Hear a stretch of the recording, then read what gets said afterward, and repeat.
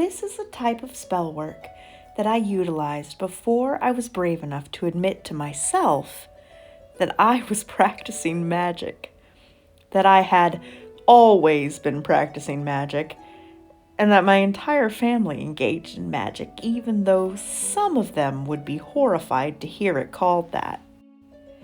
When I was growing up, my wonderful mother would make salt dough for us to use as a cheap, fun craft. It is simple, as most of the best things are. 1 cup of plain flour, a half cup of salt, and a half cup of cold water kneaded into dough. You then mold it into shapes and bake it at a low heat for 2 to 3 hours until it's nice and hard. Do not eat it. You will break a tooth. It is not for eating, and also so much sodium, so no eating. I performed this as an adult, right before my true magical journey began, or at least when I admitted to myself that I was on a magical journey, in a very desperate moment, pushing my energy and intention into what I was shaping, even though I did not have the vocabulary to express what I was doing, and what I had been doing my entire life.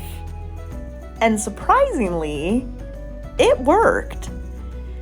It didn't work exactly how I thought that I wanted it to work. But it did change my situation for the better, and it changed me for the better. And it helped me to open the doors in my mind that I had always wanted to open, but had always been too afraid to open. Now that I'm honest with myself about being a practitioner and I am putting in the work and study, I have a better understanding and control of my energy, which is a lifelong study and process. And I have an awareness of correspondences and sympathetic magic that helps to guide my intuition. And so that is what I am doing here. I am imbuing my chosen ingredients with my energy and intention as I mix them, as well as adding other ingredients to boost the spell. In this case, the salt already lends protection, the wheat abundance, and the water memory and the essence of life itself. But I also added cinnamon for expediency, bravery, and warmth. Cloves for even more protection, because we know we can never have too much protection, or at least I can't. Healing and grounding. Mustard seeds for faith, manifestation, and luck. And then I wrote my intentions on a bay leaf for that extra kick of manifestation. And even a little bit more sympathetic magic in the shape of what I was making. A heart, or at least what we think of when we hear heart, because I want these intentions to go straight to the heart. These very intention-laden hearts that I am making here are for my upcoming full moon readings that I am doing later this week. I am excited to see how they tie in with the readings, because Spirit always blends everything so beautifully together. I am always surprised at the end of a reading how all of the different little elements that got incorporated just flow together into an entire narrative.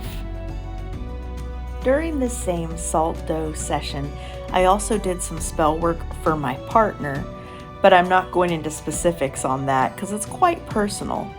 But I am very happy to say that they did help bring about some results for him that he was hoping for. So we're quite happy, and I'm excited to see where that life path takes him. I also made some gifts for my deities, but that's just between me and them, so I'll leave that up to your imagination. What I find so wonderful about this medium of salt dough is that it leaves so much room for improvisation. One of my favorite qualities for spell work to have. I need that room for my intuition to run a little wild. I mean, there are so many ways that you can adapt this to whatever it is that you are personally trying to achieve. You can use moon water. You can use sun water. You can prepare for this working weeks in advance, or you can just do it on an afternoon when you're like, right, it's time. Let's do this. And generally, it's pretty easy to find all of the basic ingredients you need for this in most kitchens. And if for whatever reason you don't wish other people to know what it is you're doing, or it's not safe for you to be open about your craft, then there is a lot of plausible deniability here. Because you can just be like, I'm making a craft. And I mean, you are making a craft. They just won't know what kind of craft. Also, I just can't overstate the flexibility of working with something like this. You can add sigils, you can use different herbs with established correspondences or your own personal correspondences. It is so flexible, and the prep time, baking time, and decorating time gives you so much room for meditation and raising energy. Also, it smells amazing. And I love being able to smell a spell that I'm working. It really just adds to it. And while you bake the spell within your oven, you are also baking the spell within yourself. I just absolutely love tactile spell work, particularly when I realize that my crafting also crafts myself internally. And isn't that one of the points of magic? Oh, blessings, darlings. I shall talk to you later. Bye.